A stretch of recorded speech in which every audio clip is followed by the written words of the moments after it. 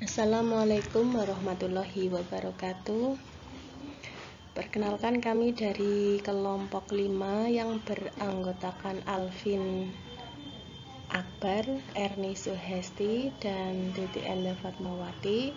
Di sini kami akan mempresentasikan materi tentang problematika pendidikan Indonesia. Di sini kami mereview dari jurnal pendidikan di Indonesia dengan judul Problematika Pendidikan di Indonesia. Penulis Efrizal Nasution yang dipublikasikan dari Jurnal Fakultas Usuluddin dan Dakwah IAIN Ambon. Adapun ringkasan jurnalnya adalah berbagai problematika pendidikan di Indonesia cukup banyak, mulai dari masalah kurikulum, kualitas, kompetensi, bahkan kompetensi kepemimpinan, baik itu di jajaran tingkat atas maupun tingkat bawah. Berbagai kasus keluhan-keluhan terjadi di lapangan, baik pimpinan sekolah maupun para pendidik yang menyayangkan dimensi kepemimpinan seperti soal manajemen, disiplin, birokrasi, dan administrasi yang amburadul. Kemudian yang tidak kalah pentingnya juga soal kepemimpinan di sekolah turut berperan mewarnai wajah penyelenggaraan dunia pendidikan serta memperlebar kesenjangan dan konflik internal para pendidik.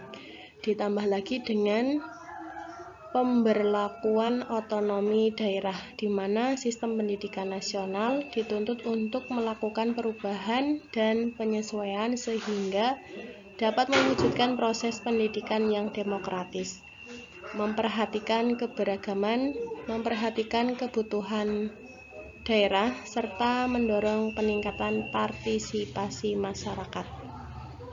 Yang menjadi persoalan adalah setelah 69 tahun Indonesia merdeka, di mana rakyat memberikan hak sepenuhnya kepada pemerintah dalam memproses penyelenggaraan kenegaraan dengan segala kebutuhan-kebutuhannya, dan sejauh mana tanggung jawab moral pemerintah termasuk di dalamnya aparat pemimpin dengan jajarannya dalam mempersiapkan, menyediakan, serta mengembangkan dunia pendidikan.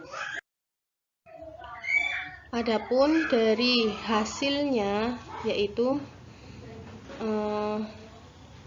dalam arti yang sangat sederhana, pendidikan sering diartikan sebagai usaha manusia untuk membina kepribadiannya sesuai dengan nilai-nilai dalam masyarakat dan kebudayaan. Pengertian pendidikan mengalami perkembangan meskipun secara esensial tidak jauh berbeda. Menurut Ahmad D. Marimba, pendidikan adalah bimbingan atau pimpinan secara sadar oleh si pendidik terhadap perkembangan jasmani dan rohani si terdidik menuju terbentuknya kepribadian yang utama. Adapun fungsi dari pendidikan menurut Hasan Langgulung secara garis besar dibagi menjadi 3. Yang pertama, menyiapkan generasi muda untuk memiliki kemampuan agar bisa memegang peranan-peranan pada masa yang akan datang di tengah kehidupan masyarakat. Yang kedua, memindahkan ilmu pengetahuan yang berkaitan dengan peranan dari generasi tua ke generasi muda.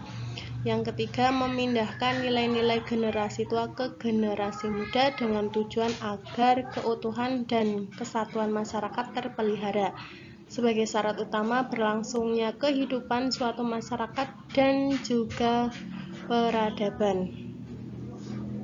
Sementara itu, pendidikan nasional berfungsi sebagai mengembangkan kemampuan dan membentuk watak serta peradaban bangsa yang bermartabat dalam rangka mencerdaskan kehidupan bangsa, bertujuan untuk berkembangnya potensi peserta didik agar menjadi manusia yang beriman, bertakwa kepada Tuhan Yang Maha Esa, berakhlak mulia, sehat, berilmu, cakap, kreatif, mandiri, dan menjadi warga negara yang demokratis serta bertanggung jawab.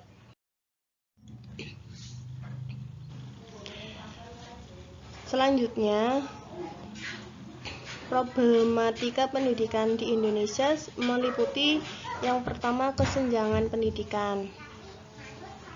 Pendidikan di Indonesia menunjukkan kualitas yang rendah. Asumsinya hal ini terjadi karena pemerintah kurang serius memperhatikan bidang pendidikan, sementara kemajuan bangsa salah satunya yang terpenting adalah pendidikan. Karena pendidikan merupakan modal dasar untuk kemajuan suatu bangsa. Kesenjangan dalam pendidikan di Indonesia masih terjadi di berbagai hal seperti sarana dan prasarana dan sumber daya tenaga.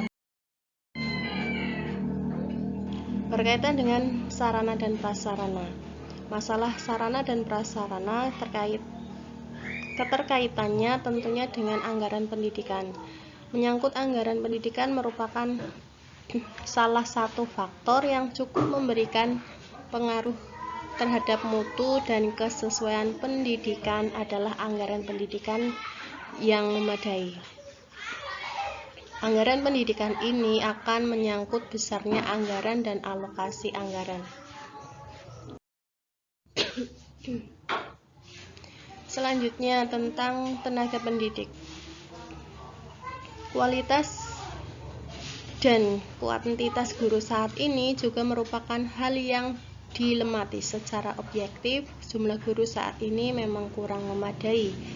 Namun hal ini tidak dapat dipukul rata begitu saja, tetapi harus diakui bahwa jumlah guru yang sedikit salah satu indikator kesenjangan dalam masalah pemerataan guru.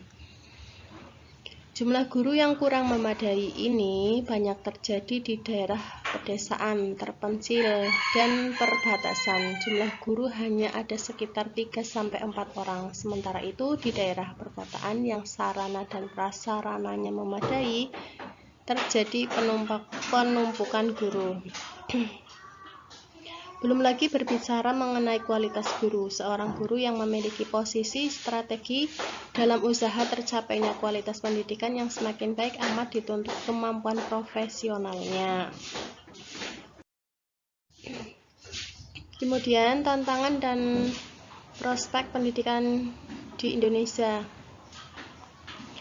Hal mendasar yang patut diperhitungkan oleh bangsa Indonesia, khususnya pemerintah, bagaimana menjadikan negara dengan jumlah penduduk yang besar dalam mutu sumber daya manusianya. Dengan demikian, tantangan terbesar dari bangsa ini adalah rendahnya mutu pendidikan. Kemudian, transformasi pendidikan Indonesia merupakan keniscayaan. Kemana arah dan transformasi pendidikan akan banyak dipengaruhi oleh kepemimpinan yang muncul. Kemudian seiring dengan era globalisasi, pemerataan dan peningkatan mutu pendidikan Indonesia dituntut untuk meningkatkan mutu sumber daya manusianya yang menghadapi persaingan global.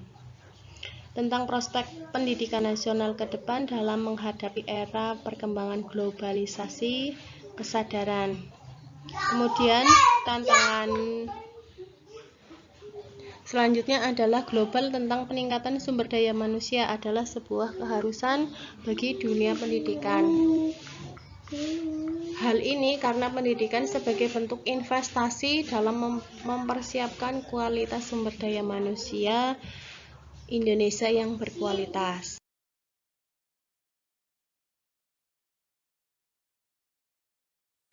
Sekian presentasi dari kelompok kami. Kurang lebihnya mohon maaf. Wabillahi taufik wal hidayah. Wassalamualaikum warahmatullahi wabarakatuh.